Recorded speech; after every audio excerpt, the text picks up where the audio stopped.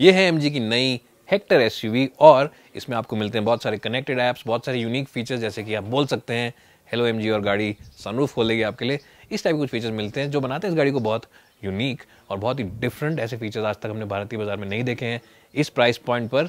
लेकिन जो बड़ा सवाल है वो ये है कि क्या है अपने लुक्स के साथ, क्या है अपने फीचर्स के साथ और क्या है अपने कंफर्ट के साथ अपनी सेगमेंट में सबसे हाईटेक गाड़ी है, और क्या ये जीप कंपास और टाटा हैरियर को जो इसके मेन राइवल्स हैं उन्हें पीछे छोड़ देती है। इस बड़े सवाल का जवाब हम देंगे आपको अगले 10 से 11 मिनटों में।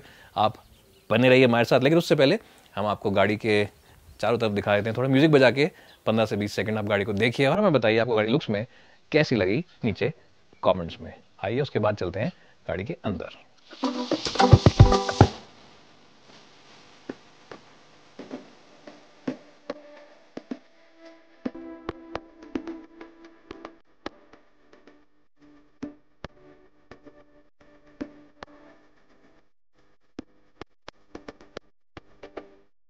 जैसे ही आप गाड़ी में आगे बैठेंगे तो आपको सबसे बड़ी हाईलाइट लगेगी 10 इंच का स्क्रीन।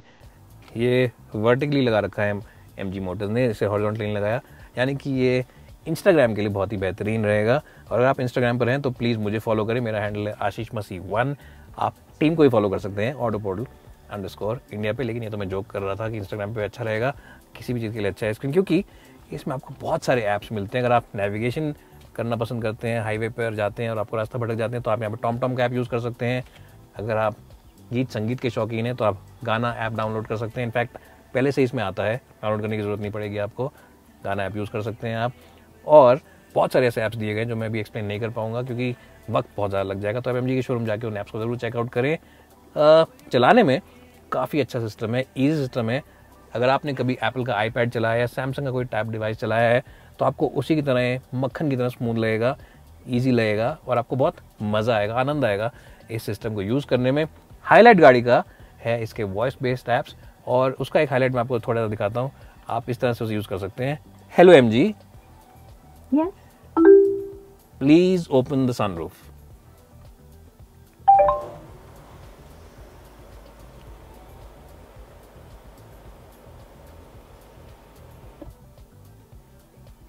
ये जादू से कुछ कम नहीं है, क्योंकि ऐसा ऐप और ऐसा फीचर आज तक हमने इस प्राइस रेंज की गाड़ी में नहीं देखा है। तो MG ने बहुत ही थॉटफुल फीचर एक ये दिया है। आप साथ ही साथ अगर चाहें तो एयर कंडीशनिंग को भी चेंज कर सकते हैं वॉइस कमांड से। आप म्यूज़िक के वॉल्यूम को भी अप डाउन कर सकते हैं और काफ़ी और चीज़ें कर सकते हैं। और आप ज़रूर MG के शोरूम जाके इन फीचर्स को चेकआउट करें, आपको मज़ा आएगा। जैसे मैंने कहा, एक और चीज़ इसमें आपको मज़ा आएगा वो है इसकी सीट्स में बैठ के। सीट कंफर्ट के मामले में बहुत अच्छी हैं। ये अंडर थाइस के लिए आपको अच्छा सपोर्ट मिलेगा, लोअर बैक के लिए स्ट्रॉन्ग सपोर्ट मिलेगा, और यहाँ पे साइड बोल्स्टर भी लगा रखे हैं जो कि आपको ग्रिप बना के रखेंगे। आप जब गाड़ी भगाएंगे तो आप हिलेंगे नहीं। साथ ही साथ क्वालिटी भी बेहतरीन है अपने राइवल्स के मुकाबले में। जीप कंपास और टाटा हैरियर के मुकाबले बहुत अच्छी क्वालिटी है इस गाड़ी की और आपको मज़ा आएगा। एक और बात जो मुझे बहुत अच्छी लगी वो ये है कि ये बहुत ही सोफिस्टिकेटेड डैशबोर्ड है, लेकिन यहाँ पे सिर्फ 1 2 3 4 5 और साइड में 2 बटन, 7 बटन टोटल दिए गए हैं।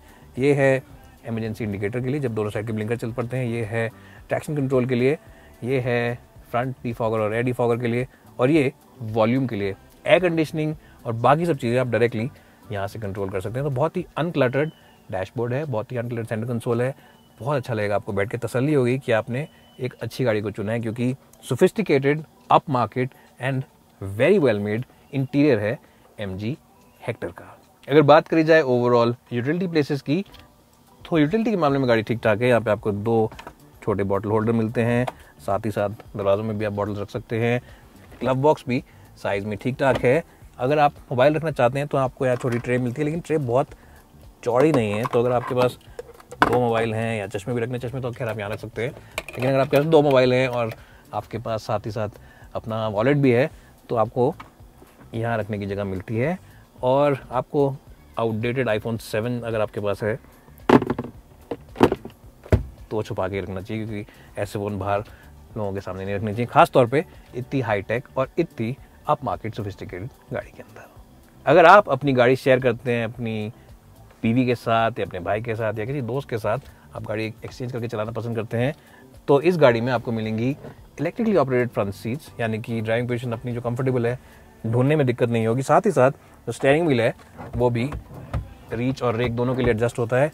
यानी अगर आप के ड्राइवर ने सीट पोजीशन चेंज कर दी या आपकी वाइफ ने सीट पोजीशन चेंज कर दी, बहुत ऊंची कर दी, बहुत नीची कर दी, तो आप आराम से दोबारा अपनी सेटिंग ढूंढ सकते हैं, ज़्यादा दिक्कत नहीं आएगी। अब चलते हैं पीछे की सीट्स में और देखते हैं कि क्या बैक सीट भी इसकी इतनी इंप्रेसिव है जितनी फ्रंट सीट है। लेकिन उससे पहले hello MG, Hi, how can I help? Please close the sunroof.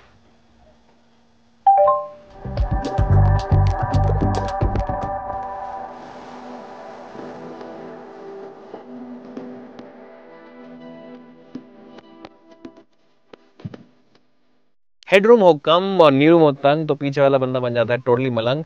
लेकिन ऐसी कोई दिक्कत आपको MG हेक्टर में नहीं आएगी। हेडरूम के मामले में गाड़ी बेहतरीन है, नी रूम तो बेशुमार है इस गाड़ी के अंदर। मेरी हाइट है 5 फुट 10 इंच और आगे की सीट मैंने अपनी हाइट के हिसाब से एडजस्ट करी है और आप देख सकते हैं कि स्पेस कितना बेहतरीन है।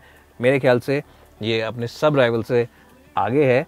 और अगर आपको एक ऐसी गाड़ी चाहिए जिसमें आप पीछे बैठ सके दिन भर इत्मीनान से, आराम से, तो you should definitely buy this SUV, क्योंकि इसका जो बैक रेस्ट एंगल है वो भी आरामदायक है, खड़ा हुआ भी नहीं है और बहुत ज़्यादा लेटा हुआ भी नहीं है, परफेक्ट बैक रेस्ट एंगल है। जो सीट सपोर्ट है आपके अंडर थाइज के लिए वो भी काफ़ी अच्छा है। और सबसे बेहतरीन बात जो है वो ये है कि जो इसका फ्लो बोर्ड है, जो फ्लो पैनल है, कम्प्लीटली फ्लैट है।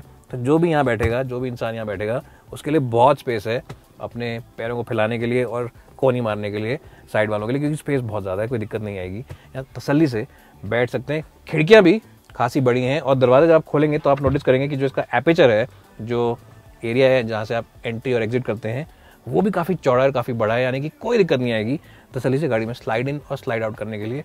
तो उन लोगों के लिए जिनके घर में बुजुर्ग माँ बाप हैं उनके लिए भी गाड़ी अच्छी है, या उन लोगों के लिए जो सिर्फ दिन भर पीछे बैठना चाहते हैं, अपने मोबाइल पे मीटिंग्स अरेंज करना चाहते हैं, लैपटॉप चलाना चाहते हैं, उनके लिए भी अच्छी गाड़ी है। AC वेंट्स हैं पीछे और साथ ही साथ यहाँ पे आप अपना मोबाइल फ़ोन रख सकते हैं। साथ ही साथ एक USB पॉइंट दे रखा है 5 वोल्ट का, जिससे कि आप अपने मोबाइल को या लैपटॉप को या किसी भी डिवाइस को चार्ज कर सकते हैं। लैपटॉप को तो नहीं कर पाएंगे, लेकिन हाँ स्मार्ट टैब को चार्ज कर सकते हैं। और अगर आप सोच रहे हैं कि क्या मैं पीछे बैठकर भी MG से बात कर सकता हूँ, बिल्कुल कर सकते हैं। आपको किसी भी सीट से सिर्फ ये बोलना है, hello MG। Hi, how can I help? थोड़ा तेज बोलना पड़ेगा, प्लीज क्लोज द सनरूफ।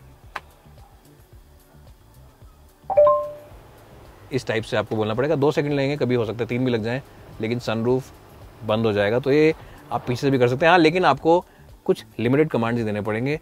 जैसा आप घर में तमीज़ से रहते हैं अपनी वाइफ के साथ, वैसी गाड़ी में भी तमीज़ से बात करनी पड़ेगी। आप ऐसा नहीं कर सकते, hello MG, hello MG, Yes, please चाय ले आओ, या I please. can make phone calls for you, but you may need to pay your phone first. मतलब लिमिटेड कमांड देने पड़ेंगे। जैसे घर में आप तमीज़ से रहते हैं अपने घर वालों के साथ, नहीं तो गाड़ी भी वैसी बदतमीजी कर देगी और सुनेगी नहीं आपकी बात, जैसे घर वाले करते हैं।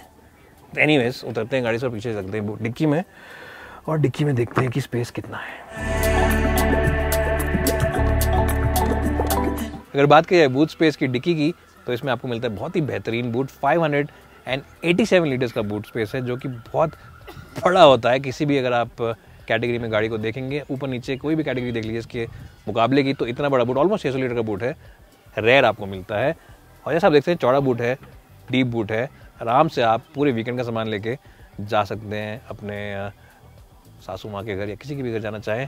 अगर आप एंजॉय करना चाहते हैं कहीं पे रास्ते में रुक कर एक छोटी डाइट कोक या कुछ और, तो आप यहाँ आराम से बैठ सकते हैं अपनी बीवी के साथ, अपने बच्चों के साथ, और आराम से नज़ारों का मज़ा ले सकते हैं। इतना अच्छा बूट है, और जो इसका लेज है वो भी काफ़ी चौड़ा है, तो तसल्ली से बैठ सकते हैं। ओवरऑल मैं दूंगा इस गाड़ी के बूट को 10 में से 10। और आज मैं सासू वाला जोक नहीं मारूंगा, क्योंकि कभी कभी उससे घर में दिक्कत हो जाती है।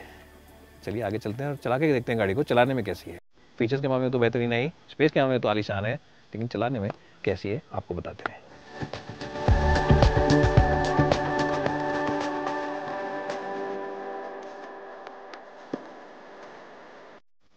हाँ जी, तो हमने देख लिया कि गाड़ी बैठने में तो अच्छी है ही, फीचर्स के मामले में भी अच्छी है, देखने में भी ठीक ठाक है, चलाने में कैसी गाड़ी है ये आपको हम बताते हैं। तो मेरे पास आपके लिए अच्छी खबर है, और वो ये है कि गाड़ी चलाने में भी काफ़ी अच्छी है। आपको मिलते हैं 2 इंजन ऑप्शन। आपको मिलता है 2 लीटर का डीजल इंजन, जो कि सिमिलर इंजन है जीप कंपस और टाटा हैरियर वाला, और ये बनाता है 170 bhp डीजल वर्जन में। साथ ही साथ आपको मिलता है 1.5 पेट्रोल, जो बनाता है 143 bhp पावर के। और पेट्रोल में आपको 2 ऑप्शन मिलते हैं, एक मिलता है नॉर्मल इंजन, दूसरा मिलता है हाइब्रिड टेक के साथ। अब पावर में दोनों सेम है, लेकिन डिफरेंस सिर्फ ये है कि जो हाइब्रिड वाला इंजन है वो आपको थोड़ी सी फ्यूल इकोनॉमी ज़्यादा देगा। तो ये डिफरेंस है मेन। हाँ, इंजन की बात करें तो परफॉर्मेंस के मामले में दोनों इंजन अच्छे हैं, रिफाइनमेंट के मामले में दोनों इंजन अच्छे हैं। और अगर हम डीजल की बात करें तो ऑब्वियसली टर्बो लैग थोड़ा सा है, 1500-1600 आरपीएम तक, 1700 आरपीएम 1800 आरपीएम के आसपास गाड़ी अच्छा परफॉर्मेंस देती है और 3,500-4,000 आरपीएम तक आपको अच्छी परफॉर्मेंस देगी। टॉर्क काफ़ी अच्छा है। अगर आप पहाड़ों पे गाड़ी ले जाते हैं तो डीजल इंजन ज़्यादा बेहतर ऑप्शन है आपके लिए। और अगर आप चलाते हैं मेनली शहर में तो आपको 1.5 पेट्रोल ठीक लगेगा। परफॉर्मेंस इसकी एडिक्वेट है, आपको गाड़ी चलाने में अच्छा लगेगा क्योंकि रिफाइनमेंट पेट्रोल इंजन की बहुत ही बेहतरीन है। इनफैक्ट जब गाड़ी स्टार्ट होगी तो आपको पता नहीं चलेगा स्टैंड स्टिल पर कि गाड़ी का इंजन एक्चुअली ऑन है। इतनी अच्छी इस गाड़ी की रिफाइनमेंट है पेट्रोल की खास तौर पर। अगर बात करें ओवरऑल गेयरबॉक्स की क्वालिटी की तो गेयरबॉक्स की क्वालिटी अपने आप में ठीक ठाक है। अगर हम इसे यूज़ करेंगे तो यूजेज में ठीक है, तो एक्यूरेट हैं और ज़्यादा आपको हैवी हैंड भी नहीं लगता शिफ्ट करने के लिए। It's a nice and decent gearbox. और अगर आप इसका मुकाबला करेंगे इसके मेन राइवल से तो उनकी टक्कर में ये गेयरबॉक्स उनकी बराबरी का है, ना आगे है ना पीछे। जो क्लच एक्शन है दोनों डीजल और पेट्रोल में ठीक है। डीजल इंजन का जो क्लच है ऑब्वियसली थोड़ा सा भारी है और वो सब डीजल इंजन में होता है। जो हैरियर का भी क्लच है और जो जीप कंपास का भी क्लच है वो इसी की टक्कर में है भारीपन के मुकाबले में।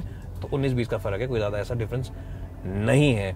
अगर बात करें जो इसका हाईलाइट है गाड़ी का वो है इसका राइड कंफर्ट। जब आप इस गाड़ी को लेकर हाईवे पर निकलेंगे, चाहे आप पेट्रोल चला रहे हो या आप डीजल चला रहे हो, क्योंकि गाड़ी का व्हील बेस काफ़ी लंबा है, गाड़ी की लेंथ काफ़ी लंबी है, तो जो इसका ओवरऑल सस्पेंशन सेटअप है वो भी काफ़ी कंफर्टेबल है। जब आप इस गाड़ी को गड्ढों में ले जाएंगे स्लो सिटी स्पीड्स पर तो ये अब्जॉर्व करेगी उन गड्ढों को। और अगर आप इसको हाईवे पर लेके जाएंगे, अगर आप गाड़ी हाईवे पर ज़्यादा चलाते हैं तो एकदम चिपक कर चलेगी, आपकी पिछली गर्लफ्रेंड से ज़्यादा स्टेबल फील होगी। अगर आप बाकी कार रिव्यूअर्स को देखेंगे और उनके हिसाब से स्टीयरिंग व्हील के बारे में बात करनी हो मेरे को, तो उसके बारे में बहुत सोचना पड़ेगा क्योंकि ज़्यादातर कार रिव्यूअर्स ऐसी बात करते हैं जैसे कि आप गाड़ी को लेकर ट्रैक पर ही जा रहे हो रेस करने के लिए गाड़ी के साथ। तो लोग आमतौर पर स्टीयरिंग व्हील का फीडबैक इतना ज़्यादा ऊपर नहीं रखते हैं। वो एक ऐसा स्टीयरिंग चाहते हैं कि गाड़ी चलाने में ईजी हो, स्टीयरिंग हल्का हो लेकिन एक्यूरेट ज़रूर हो। ऐसा स्टीयरिंग किसी को नहीं चाहिए होता कि बहुत फीलसम है और बड़ा ऐसा हमने धक्का दिया गाड़ी को तो मज़ा आ गया, मोड़ों पर ऐसे थी वैसे थी, इतना कोई सोचता नहीं है। तो उस हिसाब से स्टीयरिंग इसका अच्छा है, ना बहुत हल्का है ना बहुत भारी है, बिल्कुल एग्जैक्ट अमाउंट ऑफ वेट का है। क्योंकि अगर ज़्यादा हल्का होता है स्टीयरिंग व्हील तो आपको फीडबैक नहीं मिलता है, थोड़ी सी नर्वसनेस आ जाती है। और अगर भारी बहुत ज़्यादा होता है तो बाजुएं आपकी दर्द कर जाती हैं। तो अच्छा काम किया है एमजी मॉडल ने इसमें बिल्कुल वेल बैलेंस स्टीयरिंग व्हील देके। और अच्छी बात है कि अगर आप इसको पहाड़ों पर ले जाएंगे तो पहाड़ों पर आप जब इसको बेंड्स पर ले जाएंगे गाड़ी को तो बॉडी रोल बिल्कुल नहीं है। हालांकि ज़्यादातर लोग इस बात में ज़्यादा खास ध्यान देते नहीं है, लेकिन अगर आप अपने आप को कीन ड्राइवर कहते हैं तो आप ये ट्राई करके देख सकते हैं। ओवरऑल ड्राइविंग डायनामिक्स के डिपार्टमेंट में दूंगा इस गाड़ी को, अगर 100 में स्कोर देना हो तो स्ट्रॉन्ग स्कोर 89 का। मुझे अच्छा लगा इस गाड़ी को चला के and performance is more than adequate.